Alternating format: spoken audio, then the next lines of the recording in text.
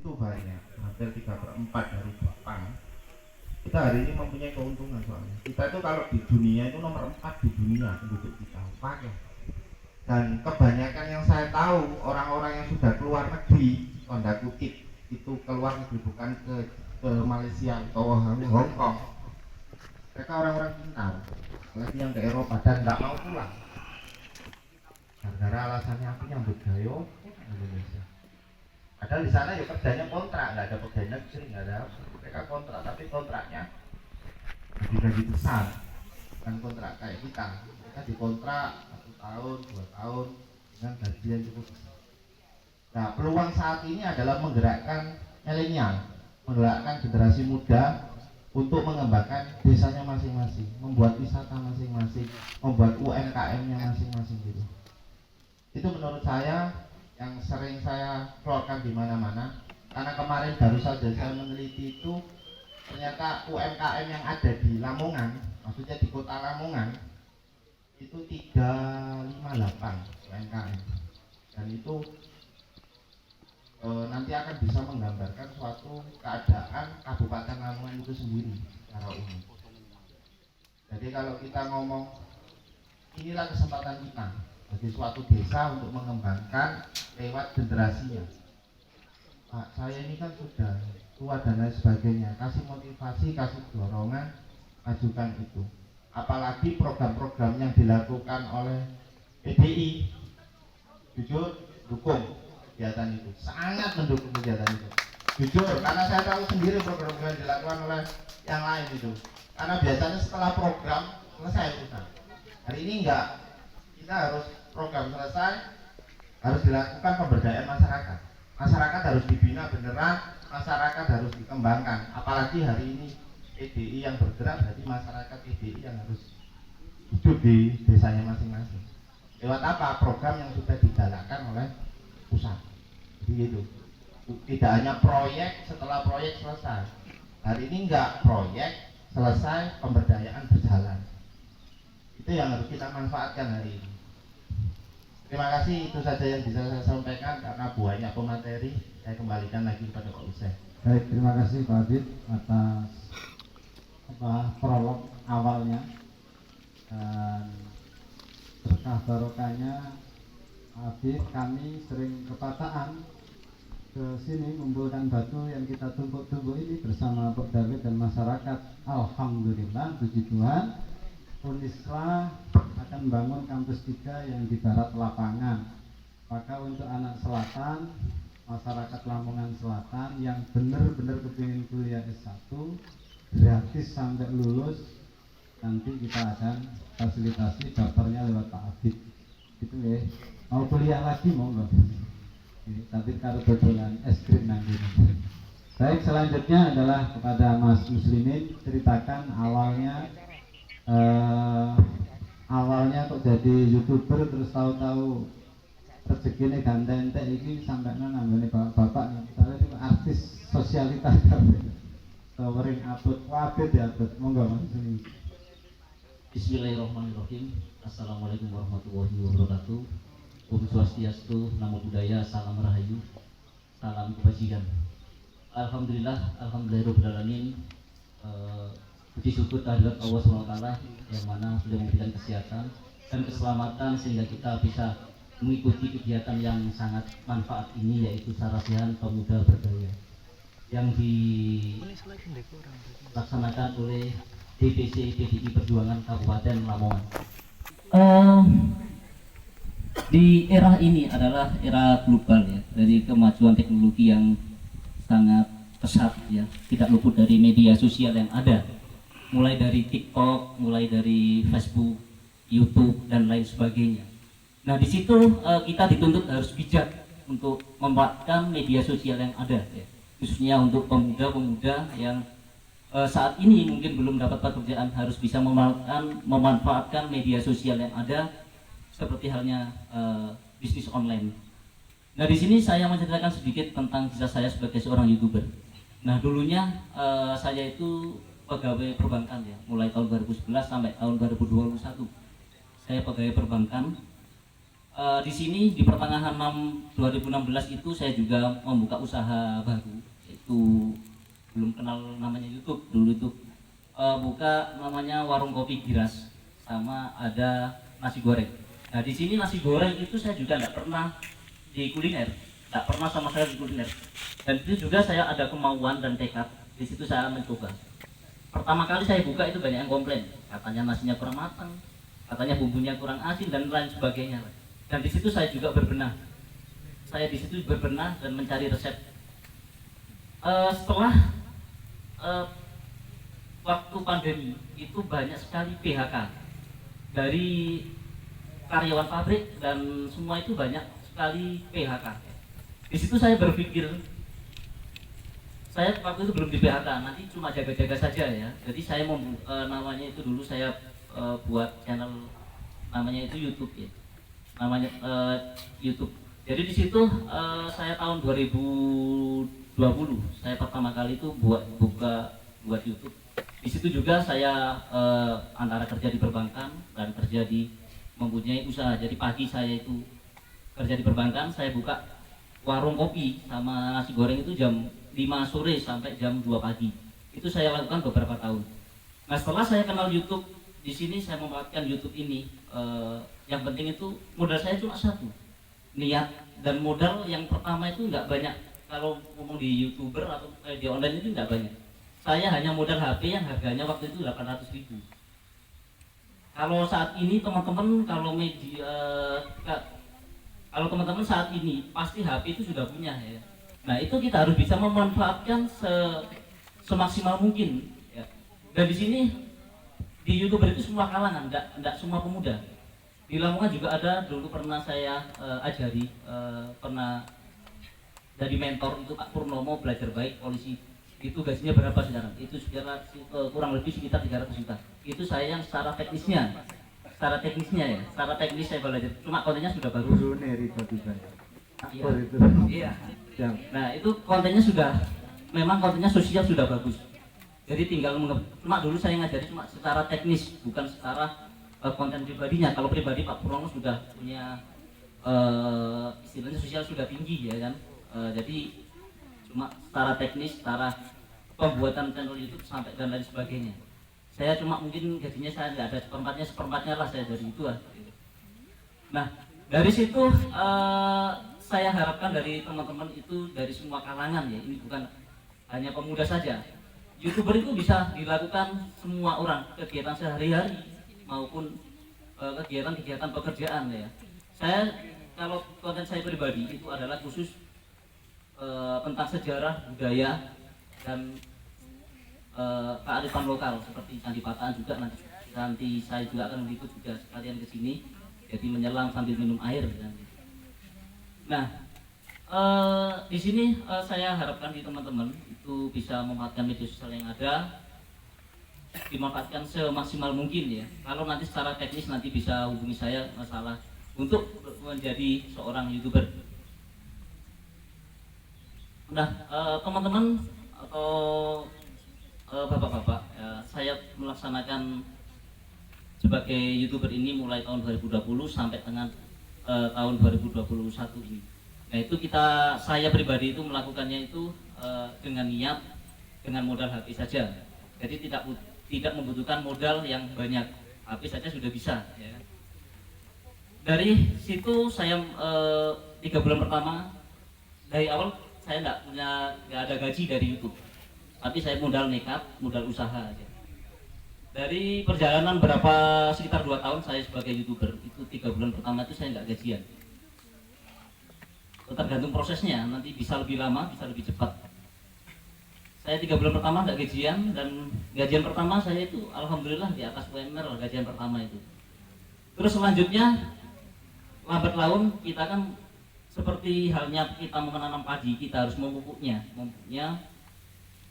dan merawatnya seperti itu. Channel kita seperti itu. Dan kita bisa lakukan paruh waktu, bisa kita lakukan bersamaan dengan kegiatan teman-teman semua ya. Jadi nggak harus dituntut tiap hari itu, enggak. Kalau saya pribadi cari konten itu, cari video itu hanya 1 minggu 1 kali. Jadi kerja saya itu 1 minggu 1 kali Pak. Jadi 1 minggu 1 kali. Dan penghasilan dari YouTube, kalau kenapa saya pilih keluar dari perbankan, karena gaji dari YouTube ini 4 kali sampai 5 kali dari gaji perbankan. Tepuk tangan. Nah, itu yang saya harapkan dari bapak-bapak, semoga bisa nanti bisa menjadi di ilmu saya, maksudnya pengetahuan saya, gitu. Nanti bapak-bapak bisa mencoba ya seperti itu, hal-hal yang baru. Tidak dibatasi usia, Pak. Jadi usia berapapun itu bisa sebagai YouTuber ya nanti, dan itu bisa istilahnya konten yang kita ambil itu kegiatan sehari-hari dengan semua. Jadi tidak harus ini misalnya ibu-ibu masak. Nah itu kita bisa rekam dan kita bisa masukkan di channel YouTube kita. Bapak-bapak yang macul di sawah itu bisa buat konten kok. Banyak yang konten-konten di mancing itu banyak kok. Gitu loh. Jadi sebenarnya bagaimana kita menyikapi perkembangan zaman dengan istilahnya itu teknologi yang semakin maju, kita harus bisa mengikuti arus dengan adanya bisa memanfaatkan media sosial. Mungkin itu saja yang dapat kami sampaikan. Mungkin ada yang ditanyakan, monggo. Baik, Assalamualaikum warahmatullahi wabarakatuh. Merdeka, merdeka. Terima kasih. Mungkin ini acaranya kan Sarirejo, Dusun Kradenan, tapi saat ini saya tinggal di kota, jadi hijrah. Jadi wong kuda. Oke, terima kasih. Mungkin dari tema yang ada yaitu Sarasehan Pemuda Berdaya. Jadi saat ini apa yang disampaikan oleh Pak Abid tadi, memang angka produktif saat ini lumayan tinggi ya nih, dibanding tahun-tahun sebelumnya. Jadi saat ini semua itu harus mobile. Jadi mobile dalam artian dalam genggaman. Banyak di seminar-seminar mengatakan untuk saat ini adalah industri 4.0 ya, 4.0. Jadi pergeseran dari budaya dulu menjadi budaya digital atau big data. Nah, saat ini kebetulan saya sudah lebih dari 4 tahun membidangi di marketplace. Marketplace itu apa? Marketplace itu adalah Shopee, Tokopedia, Bukalapak, Blibli, JDID dan sebangsanya itu. Jadi saya, kata Pak Husen tadi, nggak punya toko Kak, bisa jualan. Iya, saya juga heran. Banyak orang, kamu jualan apa? Jualan pisang. Loh, kok bisa? Tokonya di mana? Toko saya di Jakarta, di Tangerang, Pondok Aren. Saya punya 500 toko di Shopee. Dan saya punya 500 toko, saya punya tim khusus yang menghandle toko-toko tersebut.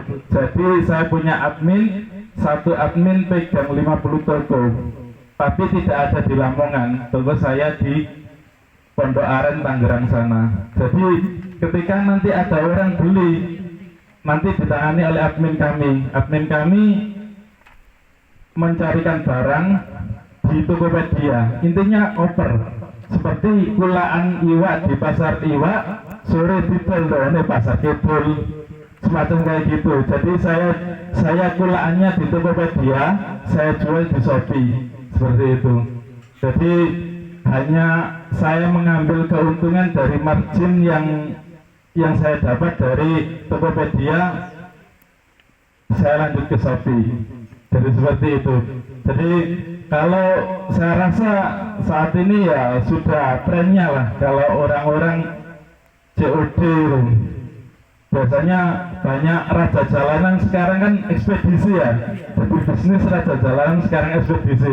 Lihat aja tracknya JNT si cepat, terus antar aja seperti itu. Makanya sekarang perubahan zaman sudah bergeser. Jadi saya paling enggak dari pemuda yang ada di sini bisa mengaplikasikan sumber daya desa yang ada di sini bisa di online kan seperti itu. Jadi saya cerita juga terkait awal sejarah saya membuka bisnis online ini. Dulu saya 2012 jadi mahasiswanya Pak Abid dan saya bekerja di lembaga keuangan sampai 2019. Saya 2018 saya buka bisnis online ini. Jadi saya kerja sambil punya bisnis. Jadi di 2018 saya membangun tim. Di situ hanya modal HP. Dulu HP satu dipegang 25 toko, satu admin, saya punya 7 tim. Jadi yang apa namanya handle toko-toko saya yang ada di Tangerang itu saya buatkan kantor di rumah. Jadi sepertinya kayak kerjanya ya duduk-duduk main HP kayak gini, tapi yang ditransaksikan itu ya kayak spare part mobil, baju, aksesoris seperti itu. Saya itu apa yang ada di Tokopedia semua kategori itu saya pindah di Shopee. bedane hatine ngadeg apa miring? Itu kalau HP miring itu kan timboci Pak. Itu sama aku sih. Iya, itu cari sedekah. Kalau saya itu HP ngadeg Pak. Tapi sekarang saya beralih ke PC karena kebijakan dari Shopee tidak apa namanya mendukung sistem Android untuk menjadi apa namanya banyak toko yang ada di Android tersebut. Jadi sekarang saya punya PC yang isinya toko-toko. Itu nggak ada barangnya, saya juga nggak menyediakan barang, saya juga nggak punya toko, cuma di sana titiknya saja. Jadi titik GPS itu ada di Tangerang. Jadi kalau misal ada yang beli, nanti saya ambilkan, misal dari Lamongan, saya ambilkan, saya taruh di gudang Surabaya. Saya juga berpartner dengan gudang kredibel di seluruh Indonesia. Jadi ketika nanti ada orderan, nanti yang packing itu pihak kredibel. Jadi saya memberikan data, ini ada pesanan orang ini, nama ini, data-datanya ini. Nanti kalau ada barang masuk sini bisa dikirim ke alamat yang pembeli tersebut. Jadi kerjasamanya dengan Raja Jalanan tadi jalan terus?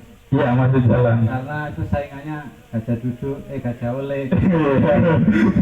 Saingannya KRD, Gajah Oleh itu saya ikut JRT, si cepat, si lambat itu. Lanjut. Mungkin kemarin saya juga coba apa namanya, kok selama ini saya di marketplace saja, saya coba di Facebook. Kemarin juga saya coba impor apa namanya lampu penyedot nyamuk, jadi perangkap nyamuk. Ketika ada nyamuk yang mau melewati itu tersedot. Nah, jadi saya dulu coba iseng-iseng seperti itu, order di 1688 sama Babau, terus lewat Cipo Express, itu jasa ekspedisi dari Cina ke Indonesia. Akhirnya saya iklankan di Facebook yang awalnya harganya 27.000 plus PP-nya sama apa namanya sama ongkir itu 35. Saya jualnya 98. Jadi 100%-nya labannya. Jadi saya ya alhamdulillah kemarin uji coba itu ternyata ya lumayan untuk biasa hari-hari yang gitu. Jadi mungkin semua yang ada di sini bisa coba kok. Misal punya apa namanya barang apa di rumah, kok saya panen pelem atau panen pisang, foto aja, nanti upload di marketplace Shopee, Tokopedia, Bukalapak juga bisa, atau di Facebook atau di IG. Tapi kalau orang saat ini kan media sosialnya kan Facebook kan, di situ ada marketplace. Saya kemarin itu pernah jual asem, tahu asem ya? Saya rasa nggih. Asem itu kemarin saya jual 50 kilo.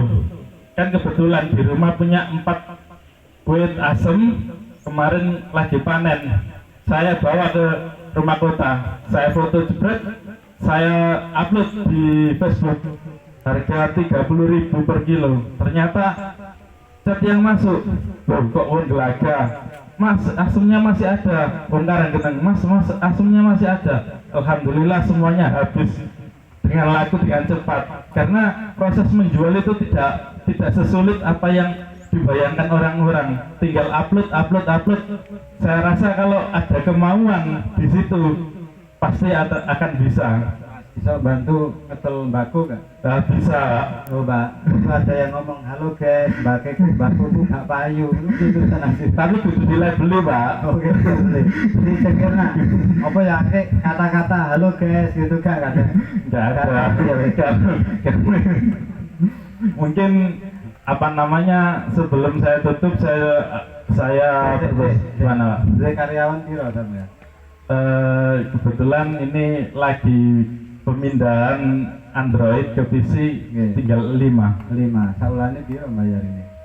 Ya ada yang 2 juta, ada yang 3 juta. Daftar aku. Gak mampu, Pak.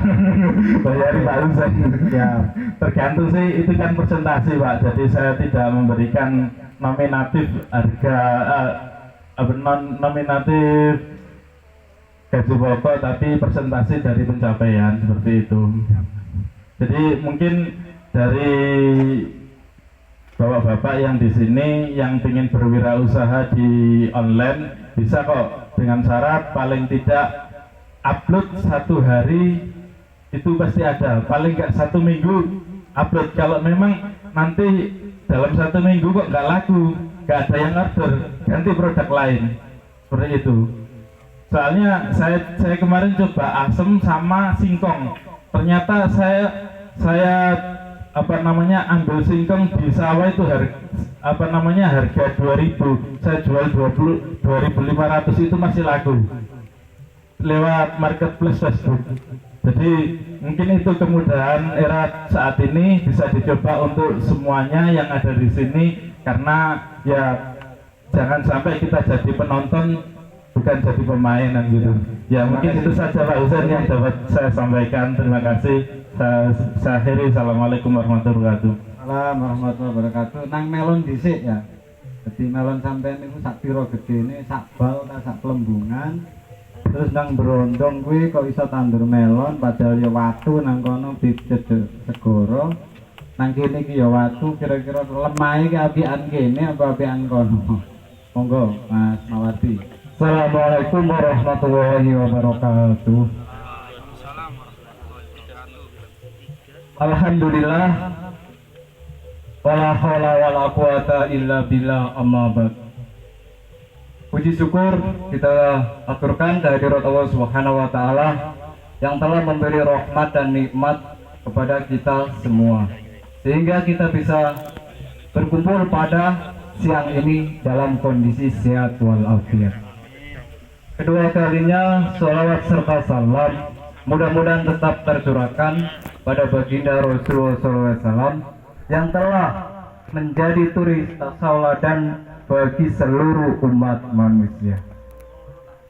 Ya, saya akan memperkenalkan diri. Nama saya Rahmat Mawardi, berasal dari Kecamatan Brondong, Desa Sendang Harjo atau Widi, yang terkenal dengan pariwisata akar langit. Trinil itu. Ya, Trinil.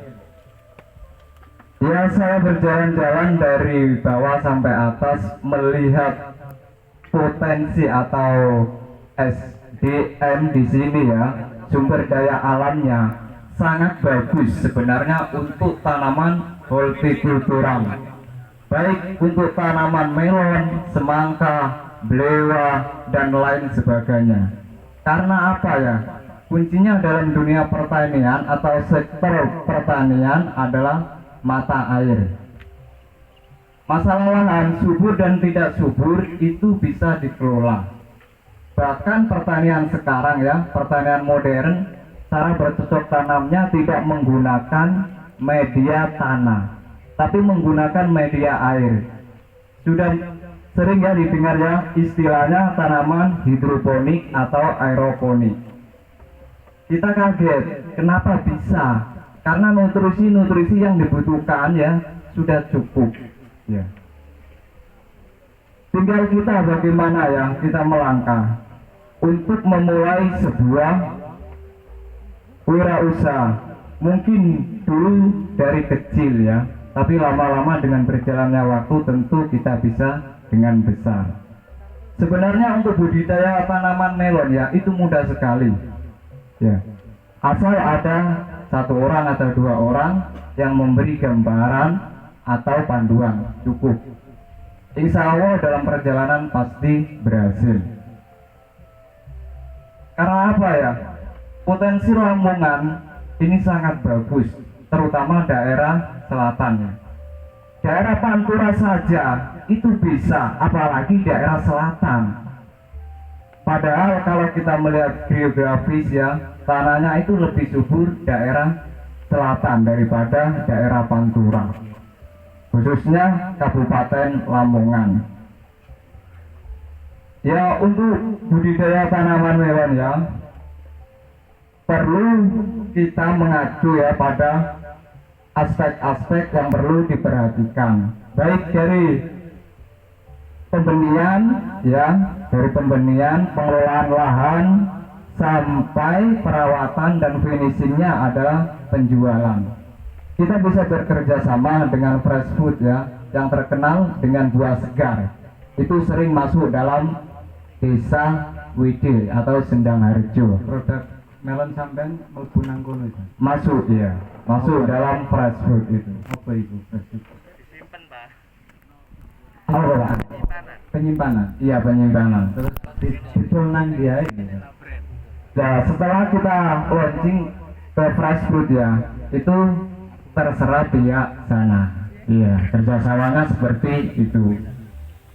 Regane ditulis. Tentu harganya ya 100, 200. Tetapi kalau HP yang mahal tentu harganya bisa melebihi. Paling larang melon sampean payu piro sak kilo? Yang paling mahal ya ketika kita mampu ya membuat bentuk seperti kotak, I love you, itu jadi bisa melon memiliki sampean nilai itu yang melon lebih bentuk. income-nya. Iya. Sampean bentuk melone. Ya, Kita tanam Pesen sewu melon gambar bandeng bisa.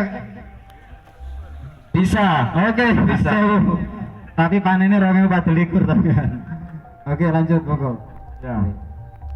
Kalau ada yang mau tanya ya dari saudara-saudara atau bapak-bapak Bisa dipersilakan. Ada pinten batang.